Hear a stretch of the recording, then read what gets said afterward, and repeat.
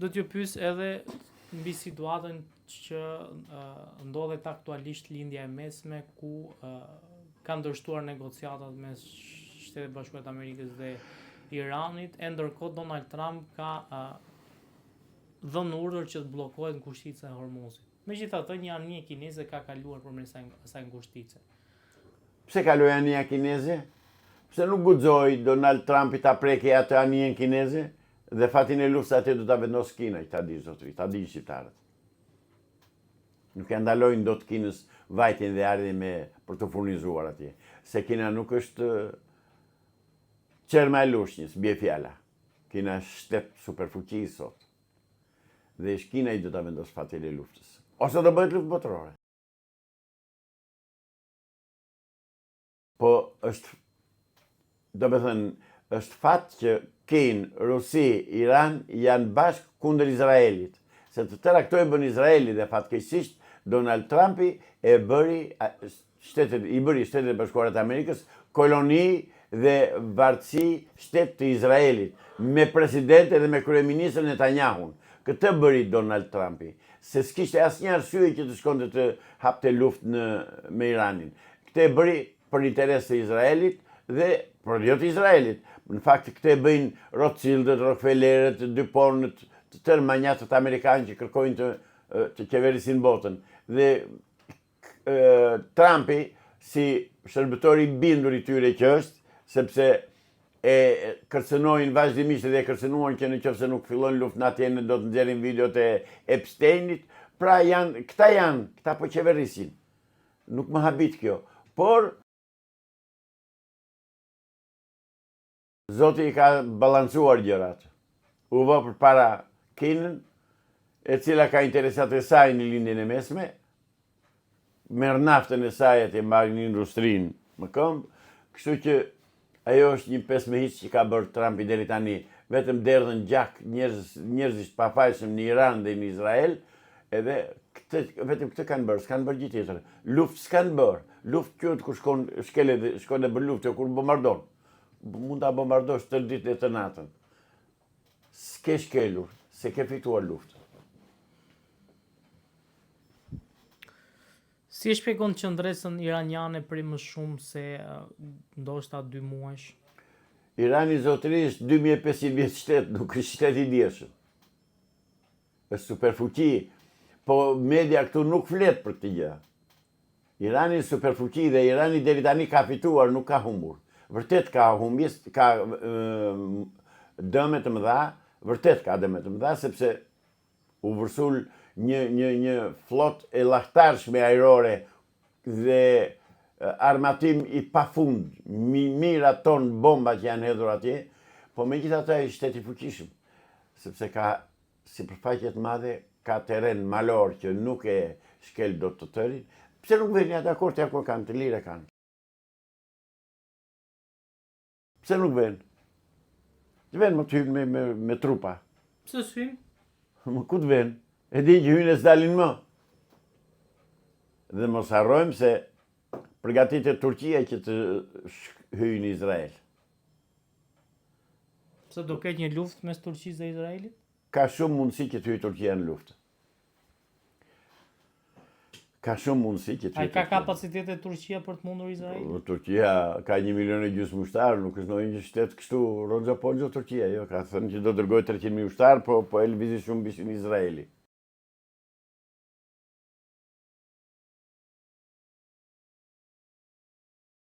Plus që armatimin e ka një lloj pothuajse si këta. Si se pas ka që të kemi atë punë. Izraeli e di këtë gjë. Izraeli ka mbrapa Amerikën apo ka? Po e ka mbrapa Amerikën, po Amerika është në Amerikë, nuk është aty. Aty është Turqia, aty është Irani. Aty në tokë ngjitur me të janë këta shtete. Do ketë guxim Turqia për të futur ushtarakisht në Izrael? Në qoftë se do ta lëvizë shumë bishtin me kurdët, Amerikanët dhe Izraeli, atëherë Turqia do hyjë se s'bën. Se dy duar për një kokë janë. Kush fiton avokat po filloj një luftë? Pa diskutim Turqia. Deri tani ka fituar Irani dhe thonë tërditin që që do bënin marrëveshje, do bënin pushim, s'bëjnë marrëveshje. Izraeli ishte pa besë. Izraeli tha, pranuan që vendosen atë armë pushimi gjasme dhe nga ana tjetër vajti sulmoi Libanin. Nuk e sulmoi kot Libanin ai. Ai e sulmoi Libanin për të thënë që këtu jam unë dhe do bëhet kjo që dua unë.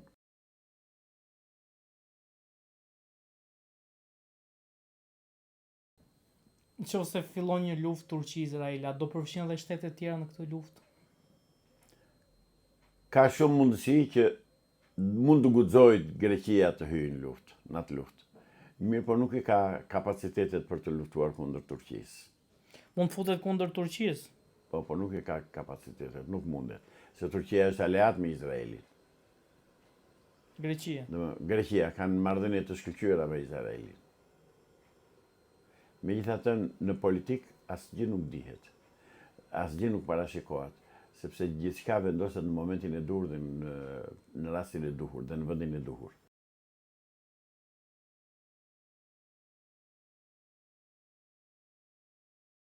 Do ishte më mirë, avokat, që ndoshta që edhe Irani të pranonte të mos kishte armë bërthamore dhe të mos fillonte një luftë. Ç'është logjik që thoni ju? Pa dalë një minutë. Kush e ti që ndalon Iranin të ketë armë bërthamore të jetë i sigurt për vendin e tij? Me çfarë të drejtë? Me të drejtën e më të fortit? Me të drejtën e ujkut që i thot qëngjit ti që je atje përposhtë, më ke turbulluar ujit mua këtu lart. Me këtë drejtë? Avokat, doli një raportim ditën e djeshme që më shumë se mijëra qytetarë iranan janë ekzekutuar. Ata që janë ekzekutuar janë ngritur kundër qeverisë tyre, është e drejtë e tyre, është populli tyre, është shteti i Iranit që vendos se çfarë do bëhet në vendin e tij. Nuk e komandojnë dot as unë as ti as Amerika. Është e drejtë e tyre. A nuk është shqetësim kjo që vriten qytetarët pse kërkojnë drejtat e tyre? Po janë trima ata dalën në luftë, nuk janë zbatharak edhe spurdhjakër si shqiptarët që u bën çfarë do qefi Edi Rama dhe ata nuk ndihet. Ky popull nuk ndihet. Ke parë protestoi njëri? Ata janë burra trima, po shkojnë dhe vdesin për idealin e tyre. Shqiptarët jo. Ata janë për të marrë shembull. Ata janë heroj. Edhe që janë opozitarë. Se dua këtë qeveri, thot, do ngrim kundër saj. E drejtë e tija. Ndërsa ne aminohojë për çdo gjë. Kemi që nga 45 deri më sot që po na shkelin komunistët, kriminalët komunistë, hienat e kuqe, dhe ne nuk ndihemi. Në më që të marrim shembull prej tyre dhe të ngrihemi dhe ta përmbysim diktaturën që është rivendosur me të tërë elementet e saj, 100%, ne rrimë dhe dergjemi kafeneve. Dhe themi, po deshit në jap në një lekë Edi Rama, mirë s'deshit dhe të vdesim.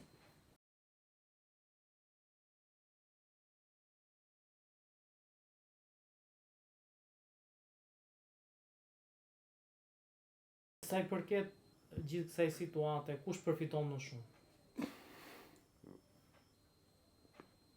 Përcaktoje, ku e ke fjalën? Për situatën e luftës. Ku? Flasin tregtarët, fitojnë tregtarët, përfiton Kina, përfiton Rusia. Në luftë gjithmonë përfiton treguizi dhe tregtia. Tregtarët, nuk diskutohet.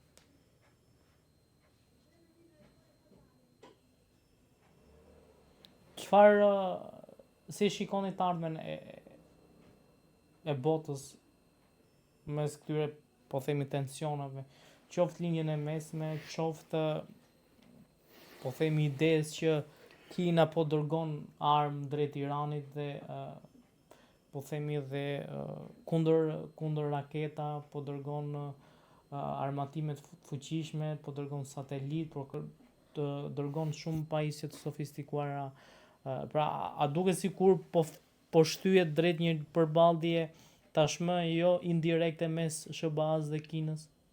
Jo, përballja është midis SBA-s dhe Kinës, përballja është midis Rusisë dhe Shtetit Bashkuar të Amerikës, përballja është midis fuqive të mëdha, s'bëhet fjalë fare, po përdorin qoftë rusët përdorin Ukrainën, qoftë këta kinezët dhe rusët bashkë përdorin Iranin.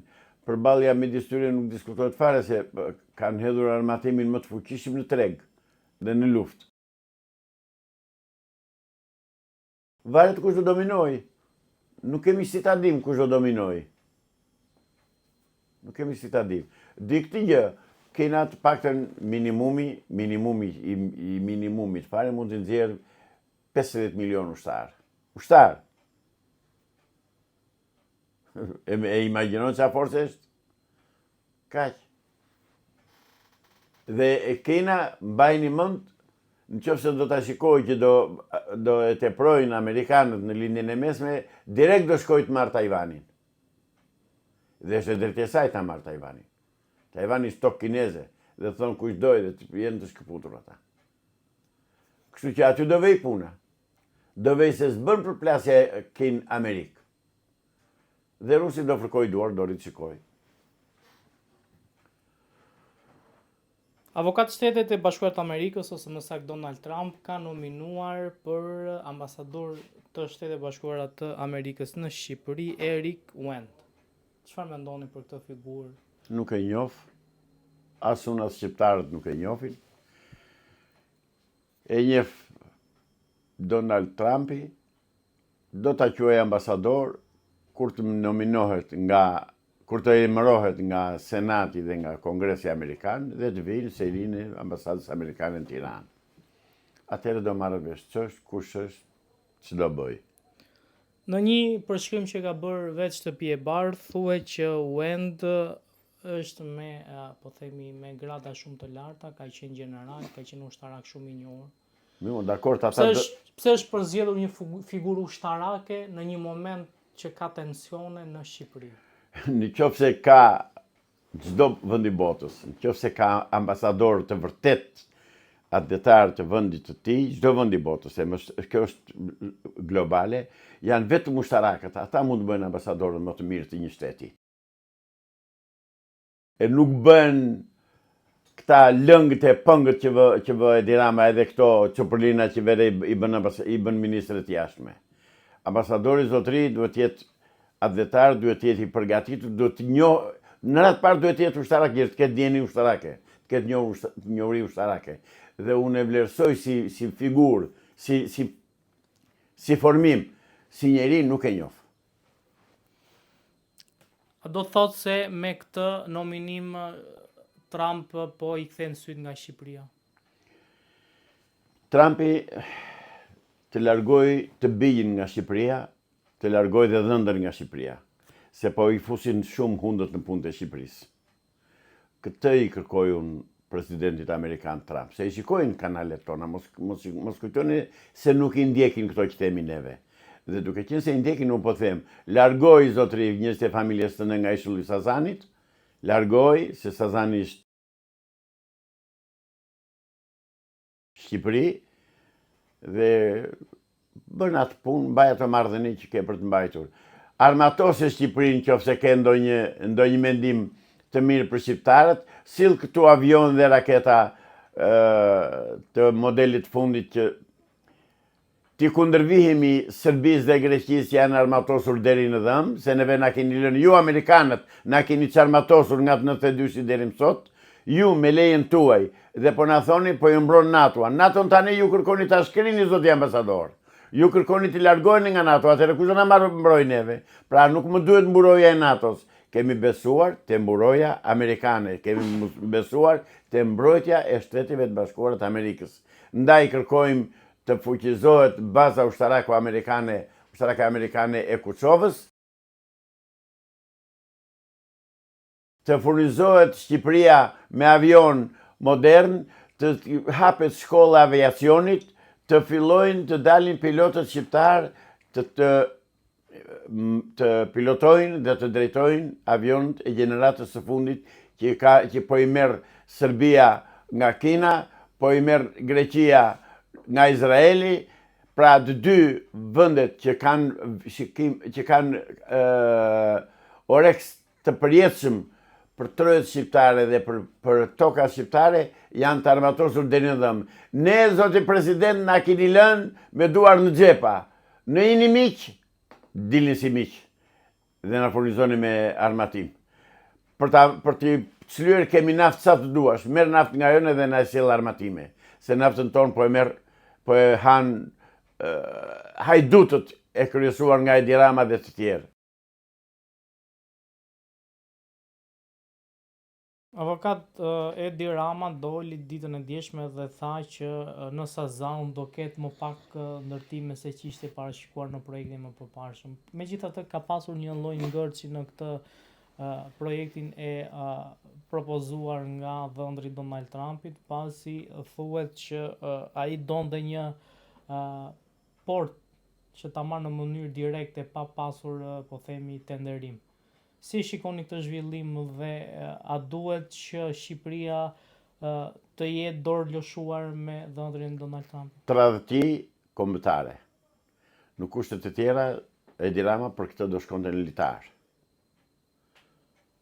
E ka pushtetin Edi Rama, e ka pushtetin ai hebreu që ka këshilltar kryesor dhe që ai e drejton politikën në Shqipëri dhe gjitha veprimet politiko-ekonomike, diplomatike, ushtarake, i drejton ai qifuti që ka Edi Rama në zyrë, dhe Edi Rama së gjithë vetë se një klon, një zëdhënës i dëshirës dhe i orekseve të Izraelit.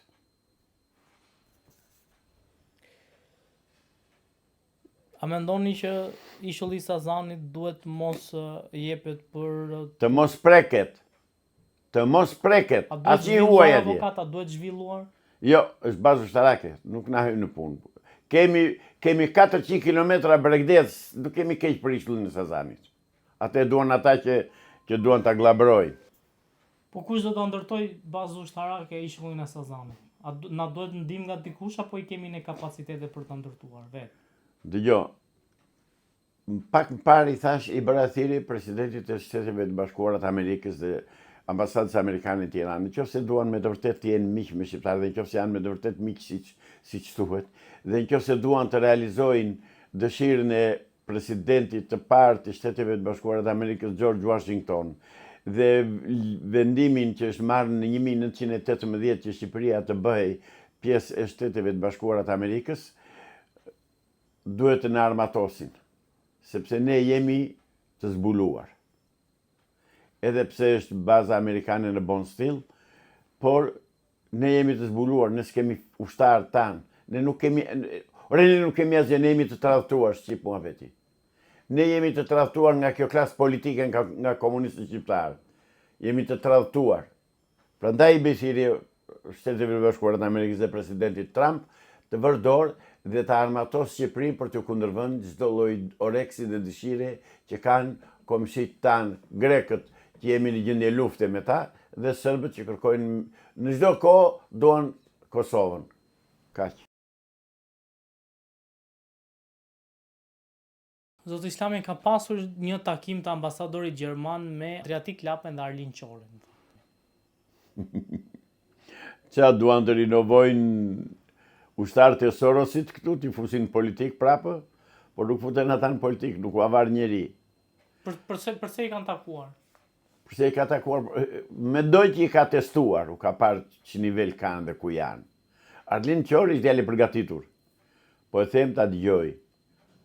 Po objektivi i tij, politika e tij është antikombëtare, është komuniste. Ndërsa Lapa është lere që se vlen fare që diskutosh për të. A mendoni që edhe Agronshi edhe këta dy që përmendëm mund të jenë një nisje për ndryshimin e qeverisë? Nuk ndryshon qeveria pa ndryshuar mentaliteti shqiptarëve. Në Shqipëri, zotri, ke 30 vjet që ke të njëjtët kryetar partie, 30 vjet të njëjtët. Kështu që pa ndryshuar mentaliteti shqiptarëve nuk ndryshon politika në Shqipëri. Po si mund të arrijë që të ndryshohet mentaliteti i shqiptarëve? Mentaliteti i shqiptarëve ndryshon duke u kthyer te prona, duke ju kundërvënë vjedhjes së pronës që po bën qeveria shqiptare, qeveri kuishlinge, qeveri antikombëtare, qeveri tradhtare, qeveri që është në shërbim të huajve dhe jo në shërbim të Shqipërisë, ta përmbysin këtë qeveri, ta përmbysin këtë klasë politike dhe të dalin burrat dhe djemt e vërtet që duan këtë vend dhe që duan Shqipëria të zhvillohet. Të ndalohet vjedhja e naftës, të ndalohet vjedhja e pasurive kombëtare, sepse nuk na ka spjeguar ky sharlatani, ky palloshi që ke ti kryeministër, nuk na ka thënë pse në Shqipëri është 50% më e lartë nafta se në vendet fqinj, të cilit e marrin naftën Durrës. Na thonë. Pse është më e shtrenjtë për neve dhe më e lirë për Kosovën, për Malinezi dhe për Maqedoninë? Pse? Edhe për Greqinë, që është vend kapitalist i Evropës, i Bashkimit Evropian, atje është më e lirë nafta nga këtu. Ç'është kjo vjedhje? Ky po na grabit më i kanë. O shqiptari, keni sy të ballë, po ju grabit, ky bandit, ky charlatan, ky gangster, ky njeri pa fytyri, pa cipi, pa nder. Ja ky është Edi Rama. Po ju vjedh dhe ju rrini flini. Ashtu miru a bën atëre, meritokeni. Zoti Islami është vënë në re një rritje e çmimeve të produkteve gjithë. Jo më larg se para gjysmore urdhëro. Kjo bukë sot e bleva. Ta shikojnë shqiptarët.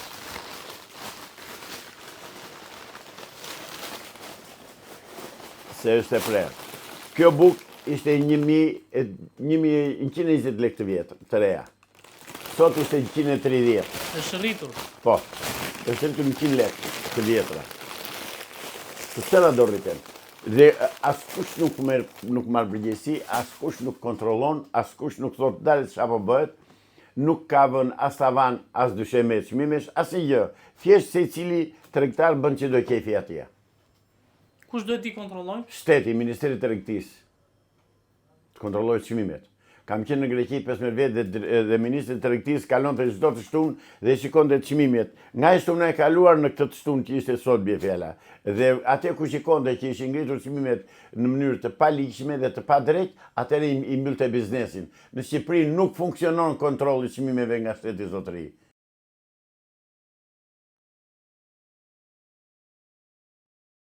Po nga ana e cilësisë, se me të drejtë ndoshta tregtarët thonë që janë rritur, po themi, produktet me të cilën realizohet edhe buka ndoshta. Po s'kemi para asnjëherë që të flasim për cilësinë. Pra, është e justifikueshme në një kohë që ne nuk e dim çfarë cilësie janë produktet, të flasim për rritje çmimesh? Neve po na helmojnë.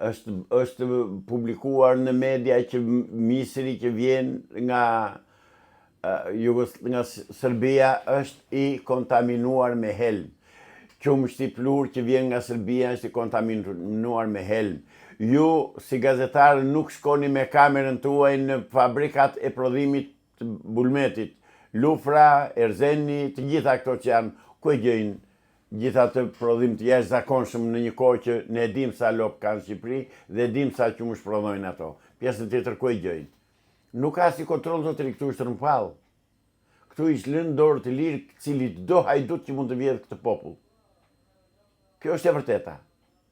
Dhe shqiptarët që më shikojnë e dinë që kjo është e vërteta. Nuk ngrihen, mos ngrihen, ja delgjen kafeneve, shikoj. Avokat, si shpjegohet që nga njëra anë, po themi, fabrikat të mëdha të qumshtit ankohen për fermerët për cilësinë e qumshtit, ndërkohë vetë këto fabrika ka pasur mjaft raste me të cilat në fakt ka pasur shqetësime lidhur me cilësinë. Pse nuk duan të marrin qumshin e fshatarëve? Sepse e marrin më lirë nga Serbia. Kaq e thjeshtë. Kërkesë ofertë. Derisa nuk ka kontroll shteti për i produktet e importit që vijnë, produktet ushqimore, veçanërisht nga Serbia që ne jemi kthyer në një treg të plot të Greqisë dhe të Serbisë, asnjë tjetër, ne s'prodhojmë asgjë. Ç'a prodhojmë, se thoshte di ai charlatani ky vastruzi, se ai si pa fytyrë, ai ngjenë tërditën. Ç'a prodhon Shqipëria, do më thoni ju? Përveç naftës, ç'a prodhon? Ç'a eksporton? Më thoni. Fruta jo, perime jo, grur e misër jo, ç'a prodhon? Prodhimi industriale po janë shkretuar me kohën, nuk funksionon më asnjë lloj industrie. Atëherë ç'a prodhon? Pse gënjen kështu ai? Edhe ca shifra që e detyruan ata, i detyroi Bashkimin Evropian që të thonë do vim të shikojmë gjërat jo në letër siç na ti letër, por do të shikojmë në praktik, në realitet. Dhe ne i presim të vinë të shikojnë në realitet. Po unë kërkoj nga ambasada amerikane të bëjë një sondazh, çfarë prodhohet në Shqipëri, ku prodhohet dhe çfarë cilësie ka, dhe çfarë ha ky popull. Për të mos vatur tek ajo tjetra pasaj që kam thënë që është plani i çfarosjes së shqiptarëve për të vendosur hebrejt në Shqipëri. Kush e bën këtë plan dhe çfarë plani është ky? Plani i hebrejve me Edi Ramën dhe i masonëve. Që të çfaros shqiptarët? Po, ti ke shqiptarët të vinë hebrejt, të bëhet koloni që fute, si që vajtë në gaz të vinë këtu. Ky është plani. Apo ka Shqipëria është populluar me shqiptarë? Shqipëria po që popullohet nga shqiptarët zotëri dhe ju e shikoni mirë. E shikoni që brenda këtyre 30 vjetëve, popullsia shqiptare është zvogëluar 30%. Të paktën këto janë statistika zyrtare, se u mendoj që është paksuar më tepër. Mendoj që e ka kaluar 40% e eliminimit edhe të largimit shqiptarëve nga Shqipëria. Paksimi i popullsisë. Po ka po si shpjegohet nga një anë po ikin shqiptarët, nga ana tjetër kemi rritje të çmimeve të apartamenteve. Kush po i blen këto apartamente? Është bërë ndonjëherë kontroll ku i gjin lekët këta që ndërtojnë apartamentet? Është bërë kontroll, jo. Kjo është katrahura që ka krijuar Edi Rama. Kjo është pikërisht kjo. Që ndërtimet shtohen dhe çmimet rriten. Shqiptarët ikin. Për kë bëhen këto ndërtime? Ka që thjesht. Prandaj them që është plani afatgjat që do vinë hebrejt në Shqipëri. Shqipëria do popullohet nga hebrejt dhe nga aziatikët. Nuk ke më shqiptarë në Shqipëri, zotëri, do ikin. Ky është plani i qeverisë. Ka pasur rritje të tarifave telefonike si nga ana e One-it dhe nga ana e Vodafone-it. Çfarë shpjegimi mund të jetë kjo në një moment që ty të rriten, po themi, tarifat dhe nuk ka asnjë lloj transparence për çfarë të janë rritur? Pra, ti ke harxuar më shumë megabajt, ti ke harxuar më shumë minuta, çfarë ka ndodhur? Thjesht thuhet që të është rritur dhe nuk ka asnjë lloj arsye. Asnjë gjë, asnjë llogari s'jepet, asnjë sqarim nuk jepet, sepse nuk ka kush i kontrollojë këto dy kompani. Nuk ka konkurrencë, mbyllën kompanitë e tjera që ishin hapur, i kanë privatizuar këto dy kompani, i kanë grekët në dorë. Edhe Vodafone-in dhe One-in? Po, të dyja, grekët i kanë. S'ke shtet që të kontrollojë, zotëri. Shko bënë në Greqi këtë që bënë këtu. Shko në Greqi ti dhe rriti çmimit si do qefi ty këtu, çfarë se s'bëhet. Jo, zotëri, ne nuk kemi popull, ne jemi bagti, tur bagti. Ne jemi një kope dhënsh që na qesin, na mjelin, na therin, kur si do qefi. Ore, që do bëj populli, që do bëj qeveria, të blokoj. Ja, po them unë, duan që ta disiplinojnë, ti disiplinojnë kompani telefonike, po, një javë pa telefona. Shifeti. I ulin apo si ulin çmimet? Po shqiptari nuk e bën këtë. Se shqiptari rri edhe tërë ditën e perëndisë rri me telefon vesh. Atëherë çfarë preti nga ky popull që të jo mirë na e bëjnë mirë. Edhe mua edhe juve, se edhe unë jam i detyruar ta përdor telefonin se e kam për punë. Mirë na e bëjnë. Mirë na e bëjnë. Këta jemi. Kaq poshtë kemi rënë. S'ka më pasardhës atyre burrave të rima që luftuan për liri dhe për çlirim kombëtar. S'ka më. S'ka nën pjell brapa ata.